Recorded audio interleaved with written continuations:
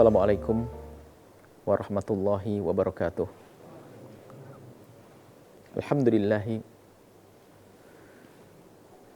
wa syukrulillah. Fassalatullahi wassalamuhu ala rasulillahi habibina sayyidina Muhammad ibn Abdillah wa ala alihi wa ashabihi wa mawalah. Allahumma ya Rabbana a'inna ala siyami wal qiyam. Waj'alna ya Rabbana fi hadha syahril karimi min ahlil khairi wal imani wal ikhlasi wat ta'ati. Fassalatullahi wassalamu ala rasulil karim sayyidina Muhammad wa ala alihi wa ashabi ajma'in, amma ba'd. Yang kami cintai, yang kami muliakan, para perindu ridha Allah, para pecinta baginda Nabi Muhammad sallallahu alaihi wasallam. Mari kita terus tingkatkan syukur kita kepada Allah yang telah memilih kita untuk masuki bulan Ramadan. Artinya kita telah Allah masukkan ke suatu kemuliaan. Bulan pengampunan, bulan pengangkatan derajat, bulan pembebasan dari api neraka. Dan semoga kita dibebaskan dari api neraka, diampuni oleh Allah, dilipat gandakan pahala sehingga kita di surga nanti punya pangkat tinggi. Nah, untuk menyempurnakan puasa, ini termasuk ibadah yang paling penting di dalam bulan Ramadan adalah namanya puasa. Puasa Ramadan. Di dalam puasa ini ada martabat orang bisa berpuasa. Kesempurnaan puasa ini adalah dengan kesunahan-kesunahannya.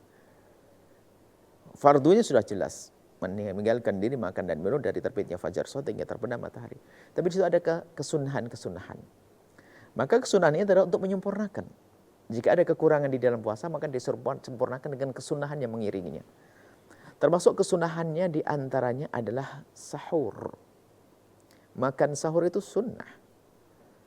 Ini menunjukkan bahasanya ibadah ini harus ta'abbud, dipatuh kepada Allah.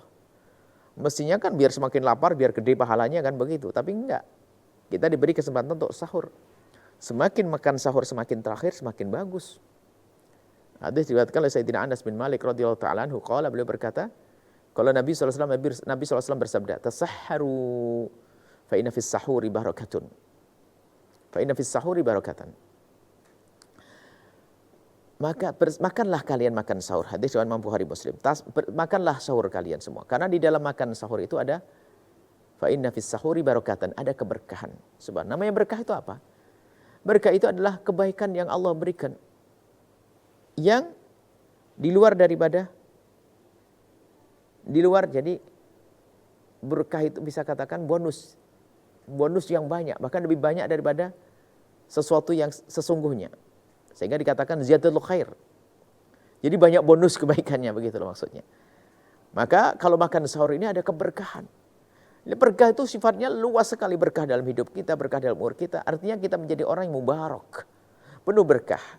Puasa kita diberkahi, hidup kita diberkahi. Dengan makan sahur, ajib, suruh makan. Maka jangan malas, apalagi dikasih dimuqaddimai dengan tahajud. Kemudian sholat-sholat yang lainnya, baru makan sahur. Maka jangan sampai ada yang tidak sahur, biarpun tidak wajib, tapi hendaknya. Biarpun hanya meneguk air seperti nanti, yang akan kita hadirkan hadisnya. Dari Amr bin al-As radhiyallahu ta'ala anhu, anna Rasulullah sallallahu alaihi wasallam qala, bersabda, faslu ma baina siyamina wa siyami ahlil kitabi aklatul sahari. Perbedaan antara kita dengan orang ahli kitab adalah makan sahur. Hadis riwayat Imam Muslim. Orang di luar Islam ada puasa, tapi tidak ada sahur. Nah, tidak ada sahur.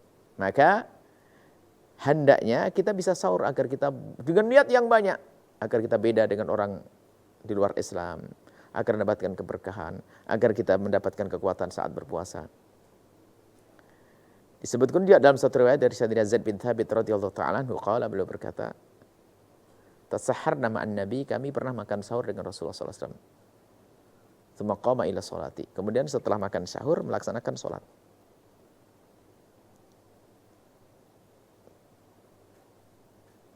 Qultu, ini di penanya ada yang bertanya, kam kana bainal adzani was sahuri? Jadi ada yang bertanya kepada Sayyidina Zaid bin Thabit, berapa, ini perawinya, berapa antara adzan dengan sahur itu maksudnya berapa Mas? Jarak antara sahur dengan adzan. Qala qadru khamsina ayat. Diperkirakan qadru khamsina ayatan sekitar 50 ayat.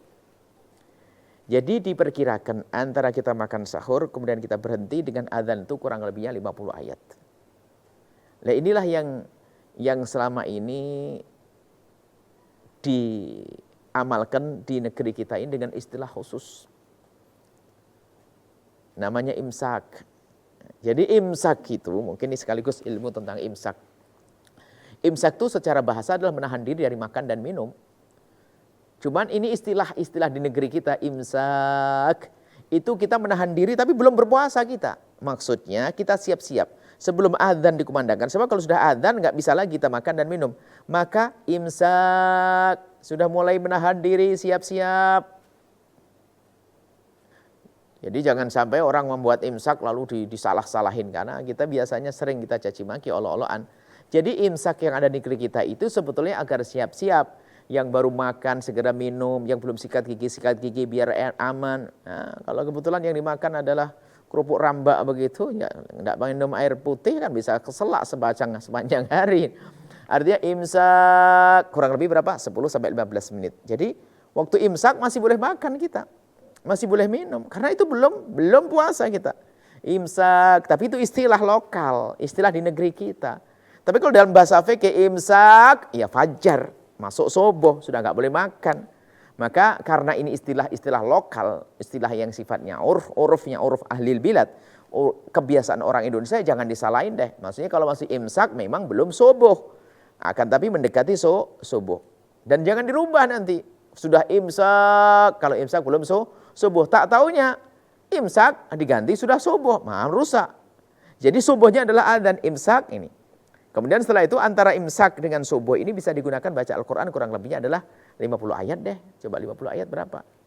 Bahkan mungkin lebih lah, 10 menit, 15 menit, atau 20 menit. Intinya ada jarak antara makan sahur dengan ini. Tapi sebaik-baik puasa adalah, sebaik-baik sahur adalah semakin akhir. Semakin akhir adalah semakin baik. Ini menunjukkan bahasa ibadah ini adalah ta'abbudi. Ta'abbudi itu pasrah kepada Allah, bukan kita akal-akalan. Semoga Allah Subhanahu wa taala memberkahi hidup kita. Semoga Allah memberikan kemudahan kita dalam berpuasa. Dan semoga Allah Subhanahu wa taala menjauhkan kita daripada khilaf. Dan semoga Allah menjadikan kita hamba saling mencintai karena Allah Subhanahu wa taala. Nuhibbukum fillahi. Kami mencintai Anda semua karena Allah. Assalamualaikum warahmatullahi wabarakatuh.